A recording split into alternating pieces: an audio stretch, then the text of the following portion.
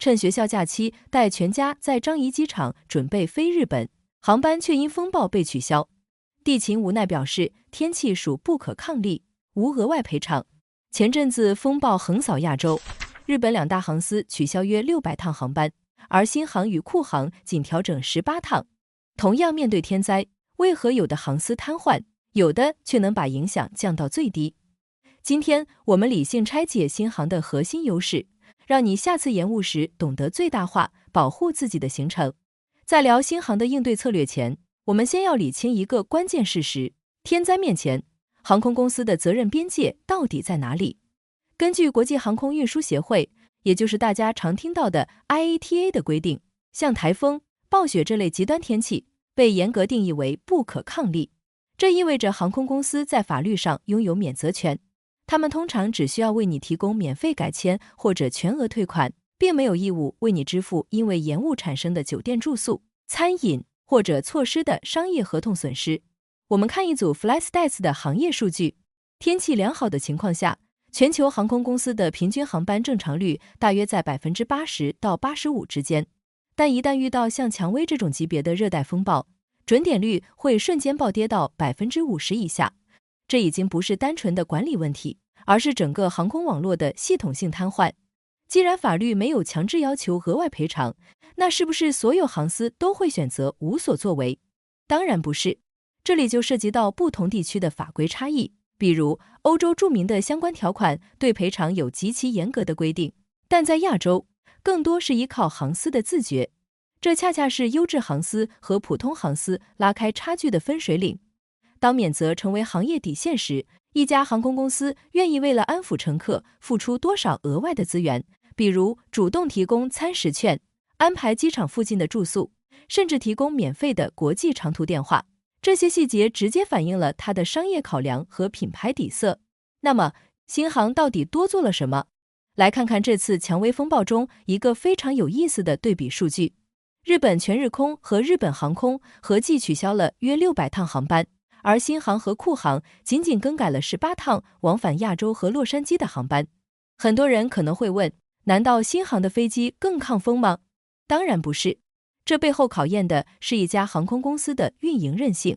日本两大航司面对的是本土核心枢纽的直接冲击，为了保证绝对安全，大规模停飞是标准预案。而新航作为高度依赖跨国航线的全服务航司，它展现出的是另一种能力，也就是全球资源的动态调度。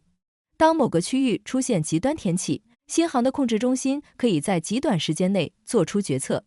比如把窄体客机换成宽体客机，合并受影响的航班，或者通过更改航线绕过风暴区。这就好比高速公路上发生了交通事故，有的车队只能原地等待，而新航的系统能迅速为你规划出另一条绕行路线。此外，我们必须算一笔经济账。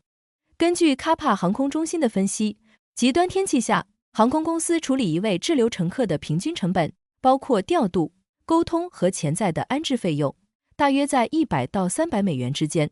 如果几万人滞留，这是一笔庞大的开销。面对这种危机，新航的第一道防线其实不是地勤，而是它的数字化系统。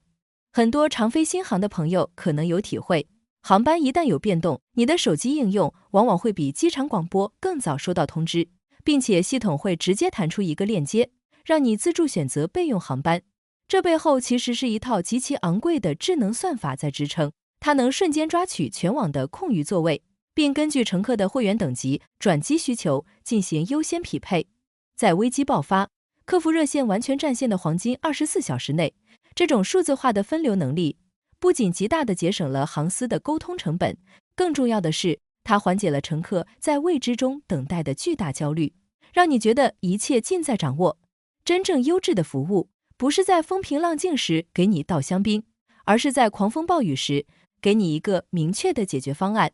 不过，同样是风暴，为什么买新航和买联航的体验会天差地别？如果我们把视角从航空公司转移到普通的消费者身上，这次风暴其实非常直观地展现了全服务航司和低成本联航之间的真实差距。很多朋友在买机票时，常常会在新航和库航之间纠结。平时天气好，大家都能按时把你送到目的地，几百块的差价似乎只是少吃了一顿飞机餐。但当不可抗力降临时，成本的限制就完全显现出来了。联航的商业模式核心就是极度压缩冗余成本，这意味着一旦航班取消，他们能提供的选项非常有限。通常的条款是全额退款，或者把你安排在自家下一个有空座的航班上。请注意“有空座”这3个字，在旅游旺季，后续几天的航班可能早就满了，你可能要在机场干等3天，或者只能拿着退回来的机票钱去临时购买其他航司高昂的单程票。这种临近起飞的单程票，价格往往是平时往返票的好几倍，瞬间就能击穿你的旅游预算。相反，像新航这样的全服务航司，不仅自身航班频次高，更关键的是它拥有庞大的航空联盟网络和签转协议。在极端情况下，为了维护常年保持的高客户满意度，新航有能力也有动力把你转签到星空联盟的其他航空公司航班上，甚至是不属于同一联盟的竞争对手航班上，哪怕这会增加他们自身巨大的成本。你平时买新航多付的那部分品牌溢价，本质上就是为这种极端情况购买的一份隐形保险。另外，这次事件中，联合早报也报道了本地旅行社的应对。很多趁着假期抱团去日本的新加坡家庭，行程并没有被完全打乱，因为大型旅行社会在背后紧急协调，比如临时改签经香港转机。在航空产业链里，旅行社充当了缓冲垫，所以当你选择廉价航空加自由行的时候，你实际上是把所有的风险管理责任都扛在了自己肩上。了解了这些运作方式，下次买机票时，你就知道自己到底在为什么买单了。随着全球气候变化，极端天气对航空业的冲击只会越来越频繁。真正优质的航空公司，不是能未卜先知躲过所有风暴，而是在危机降临时，能用一套成熟的数字化系统和资源调度能力，稳住乘客的预期。对于我们普通乘客来说，了解了这些背后的运作方式，下次出行就能更从容。这里给大家3个实在的建议。第一，如果是雨季或者台风季出国，千万不要省那几十块钱的旅游保险，并且一定要仔细阅读条款，确认保单里包含行程延误、航班取消以及额外住宿费用的赔付标准。很多便宜的保险只赔付几百块，根本无法覆盖你在海外滞留的真实开销。第二，出发前务必下载好对应航空公司的官方应用，一旦遇到突发状况，手机自助改签绝对比你去柜台跟几百人排队要快得多。第三，遇到天灾理性沟通，把精力放在寻找替代方案上，而不是和地勤人员无效争吵，因为他们手里的权限往往也受限于系统。你在出国旅游或出差时遇到过最无奈的航班延误经历是什么？当时的航空公司又是怎么处理的呢？欢迎在评论区留言分享你的真实经历。如果你觉得这期内容对你有帮助，请记得订阅我们的频道，并打开小铃铛。我们专注于为你理性分析新加坡本地与国际热点事件背后的实际情况。我们下期见。